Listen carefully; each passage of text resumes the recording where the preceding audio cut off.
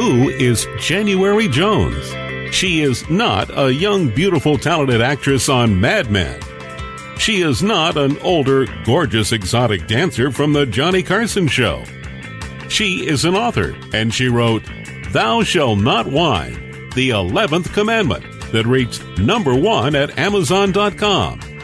She is a reality TV golf personality with World High Stakes Golf televised on HDNet. She is a humorist and winologist expert. She is your featured host today on January Jones Sharing Success Stories. So sit back, relax, and get ready to laugh and listen to Ms. Jones with her eclectic roster of guests as you learn life's lessons. These stories plus sharing equals success. Welcome, and remember, beware, because you are entering the no whining world of January Jones.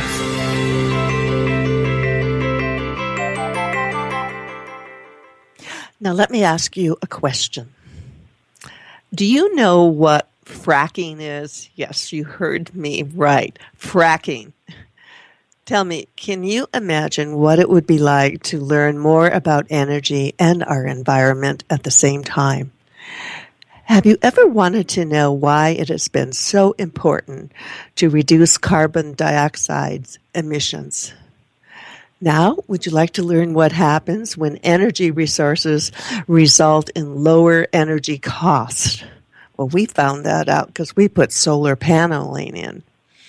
Have you ever heard of a book called Fracking, America's Alternative Energy Revolution? Now would you like to meet someone who has some of the answers that we're looking for today? Now are you ready to learn how to be successful and how to conserve energy by fracking? If you can answer yes or maybe to any of these questions, then you are in the right place. And I would like to welcome you to January Jones Sharing Success Stories. Today I'll be introducing you to my guest. Today is his first time that he's been on the show. And he is an author and success coach extraordinaire. He will provide us with information, inspiration, and some really, really great advice about energy. I am pleased to announce that this show is now live on Talk4 Media and syndicated on 6 networks with over 4.5 million listeners to date. We are archived 24/7 for your listening pleasure.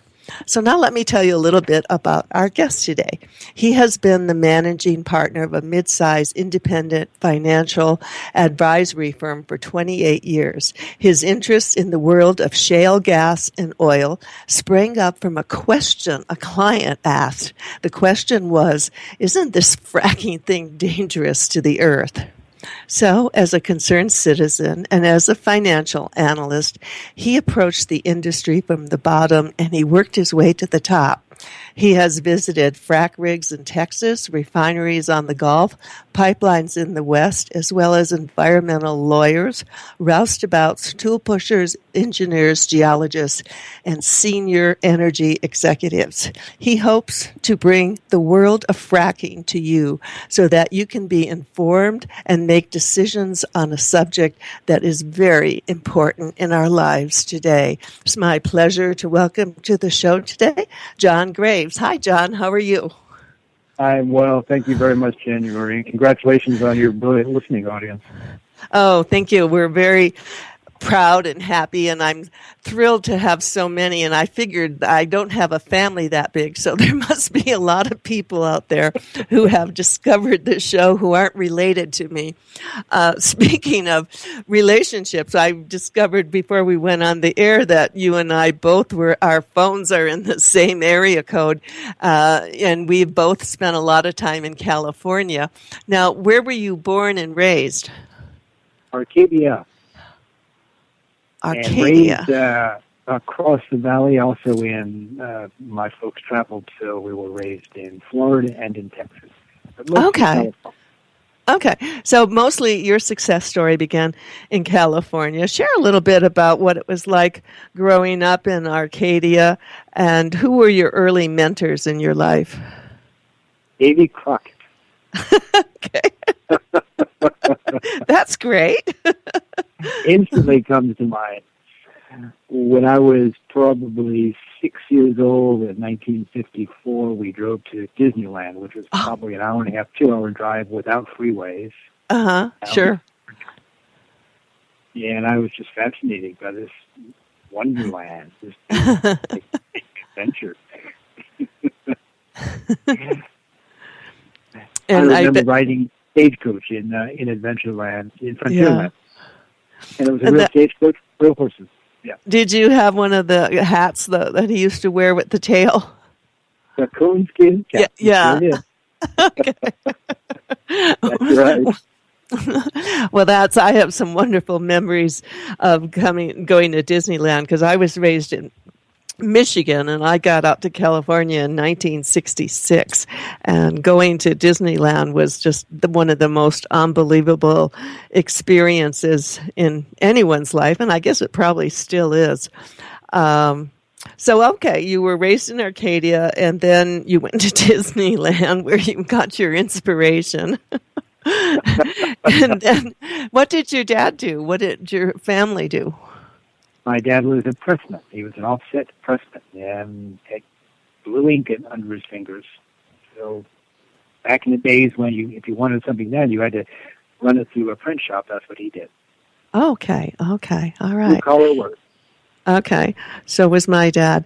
Okay, so then where did you eventually settle, and where did you go into your financial advisory firm? The firm is in Ventura, and we settled in Ojai about 25 years ago. And I got into it because I just needed a change of pace. In my previous career, I had been a chef, and I was just tired of working in kitchens. I needed something else because I was beginning to whine, and we know no whining is allowed. Yeah, that's not allowed. And what does CLU stand for? Chartered Life Underwriter. Okay, because when I saw it, and what does CHFC stand for? Chartered Financial Consultant. Okay, because when I saw the CLU in that Ventura area, there's a wonderful college, California Lutheran, and those were their letters. That's right, yeah. So I thought maybe you were involved with them. For our listeners' information, Ventura is between Los Angeles and Santa Barbara, so it's right up the coast, and Ojai is further in. Beautiful areas. Okay, so now you were a financial advisor for 28 years. What prompted you to go into, was this customer asking, isn't franking thing dangerous? Is that what prompted you to get involved? It was. That was the catalyst that spurred my interest to begin investigating in more detail. I had written a previous book called The 7% Solution, and it was essentially on what I do for a living, trying to help people understand better mechanics of managing money so they could do it themselves. So I was used to writing and enjoyed it, and probably the most interesting part of writing is doing the research, which I love to do. Yeah. So yeah, I went. I feel that way too. I love research. Briefly, could you talk a little bit about what fracking is? Because I have to tell you, I've never heard that term, so I'm a newbie on this topic. Share with us what it is. Sure. Fracking is essentially extracting oil or natural gas from deep beneath our feet by drilling a hole in the ground and pouring down into that hole a significant amount of water and sand and a few chemicals. And the water forces open the rocks down below, and the sand particles stay there as once the water is pumped out, holds those fractures open, hence fracturing. The oil and the gas flows up the hole and goes into refineries and ultimately into our cars and our electric power plants. Okay. And so this is our alternative energy revolution. How will that come about? Who is doing this fracking? That's a great question. Thank you. It's not really being done by the large companies like Exxon or Shell. No, it's being done by small, independent guys and gals working in the field, putting down one well at a time. And they're very low cost, and very smart about what they do, and they're very nimble as a result. They're able to drill one hole, drill 100 holes, or pull back from that and go back to just drilling 2 or 3 holes at a time. So they are I call it the alternative energy revolution because it's an alternative way of drilling. It's an alternative source for oil and natural gas. No one's ever done this before. And it's a functional alternative to what most people think of in terms of wind and solar and geothermal and that sort of thing. Okay, so now my next question is, who created this technique or this procedure, and when did it come into being? Good question. It was first developed in Oklahoma and in Texas about 1948, the same year I was born. And it took them from then until about 98 to figure out how to make the darn thing work. I mean, they would drill a hole in the ground and they would drop a bottle of nitroglycerin down there to try to break open the rock. They would drop hand grenades down there. And they had far more failures than they had successes. George Mitchell is the actual person in answer to your question. We finally figured out both how to drill a hole deep enough, how to what's called turn the bit, make the pipe turn from vertical to the horizontal. And then ultimately how to break open that pipe, force water and sand down into it, and force open rocks that hold the oil and gas. So George Mitchell was the one who finally figured out all the steps in the process. Okay, and where is this done now, today, as we speak? Most popularly in Texas, across the Panhandle and the central part of Texas called the Permian Basin, which has been drilling for oil since the late 1800s. Also around the San Antonio area, what's called the Eagle Ford. And then in North Dakota, in the Bakken fields, which is a brand new oil field that's only been in production for about 11 years, from 0 to 1 million barrels a day in 11 years. It's pretty amazing. Wow. Also Arkansas and Louisiana and Ohio and Pennsylvania. Okay. Now, what is the chemical that they mix in with the water and sand? Very good question. It's essentially the biocide and detergents and lubricants. Okay. Wow. Yes. I'm getting some great information here. And right now, we're going to get some great information from our sponsors. And when we come back, we're going to talk some more with John Graves, the author of Fracking, Americans' Alternative Energy Revolution. We'll be right back.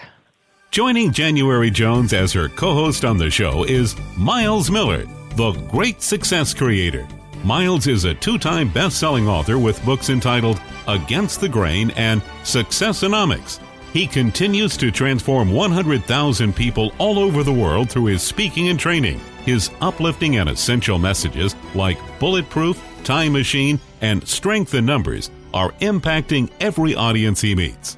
Together with January Jones, they'll explore how to be successful and what steps you can take to achieve the success you want. Visit successhq.net, leadup.biz, and learningbreaks.com. With over 30 years as a registered nurse with empathic abilities, Carolyn Green, a.k.a. the Energy Nurse, is bridging the gap between traditional and alternative medicine. Certified in the areas of energy medicine, life coaching, and as a medical intuitive, she brings to each client an integrative approach to body, mind, and spirit. Her book, found on Balboa Press and Amazon, Getting to Know You, Guided Pearls of Wisdom for a More Soulful Existence, is a channeled journey for clearing the mind clutter to bring about healthier thought patterns. As a motivational speaker, Carolyn brings new light to old issues and is engaging, interactive, and enlightening. With her newly launched The Energy Nurse Jewelry line, she brings to you stones and crystals that are not only beautiful to wear, but balancing and healing as well. To contact or learn more about Carolyn, go to www.theenergynurse.com. Lately, there's a whining epidemic in our world. People are even whining about whining. Are you sick and tired of listening to everyone whining all the time?